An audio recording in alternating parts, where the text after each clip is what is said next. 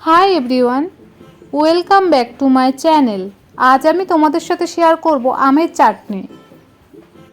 এই গরমে এই রকমভাবে আমের চাটনি বাড়িতে বানিয়ে দেখো, অবশ্যই ভালো লাগবে। প্রথমে এখানে নিয়েছি দুটো আমগুলো কেটে নিয়েছি আমি লম্বা লম্বা আকারে।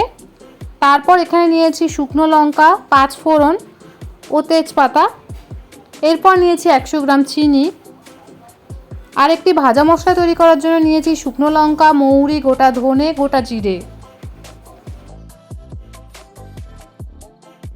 এই চাটনির জন্য প্রথমে আমি মশলাটা তৈরি করে নিচ্ছি। তার জন্য প্রথমে যেই মশলাগুলো নিয়েছি সেটা একটি প্যানে দিয়ে ভালো করে ফ্রাই করে নেব 2-3 মিনিট। অবশ্যই খেয়াল রাখবে মশলাটা যাতে পুড়ে না যায়। এখানে আমার সব উপকরণ ফ্রাই করা হয়ে গেছে। তারপর আমি একটি বাটিতে নিয়ে নিয়েছি। এরপর আমি বেটেও নিয়েছি। এরপর একটি কড়াইয়ে দেব আমি পরিমাণ মতো সরষের তেল। তেলটা গরম হয়ে আসলে তারপর আমি এর মধ্যে দিয়ে দেবো 5 ফোড়ন, 2টো শুকনো লঙ্কা ও 2টো তেজপাতা। তারপর ভালো করে নেড়ে চেড়ে নেব। এরপর ফ্রাই করে নেব কমপক্ষে 2 মিনিট মতো। এখানে ফোড়নটা আমার তৈরি হয়ে গেছে। তারপর আমি এর মধ্যে দিয়ে দেবো কেটে রাখা আমগুলো। তারপর একবার বেশ ভালো করে নেড়ে চেড়ে নেব।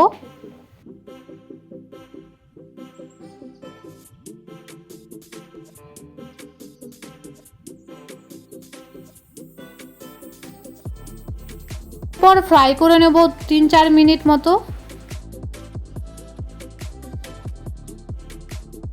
3-4 মিনিট ফ্রাই করার পর আমটা যখন একটু নরম হয়ে আসবে তারপর আমি এর মধ্যে দিয়ে দেবো পরিমাণ মতো লবণ, পরিমাণ মতো হলুদ গুঁড়ো। তারপর আবারও সব কিছু বেশ ভালো করে মিক্স করে নিচ্ছি। পর আবারও ফ্রাই করে নেব 3-4 মিনিট মতো। অনেকক্ষণ ফ্রাই করার ফলে আমটা এখানে আমার অনেকটা নরম হয়ে এসেছে। এরপর এর মধ্যে দিয়ে দেবো চিনি। এরপর দেব সামান্য পরিমাণ জল। তারপর সব উপকরণ বেশ ভালো করে মিক্স করে নেব।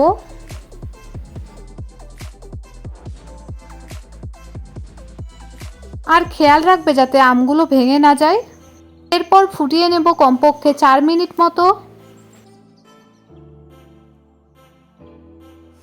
এরপর যে ভাজা মশলাটা আমি তৈরি করে রেখেছি সেটা এখানে দিয়ে দেব।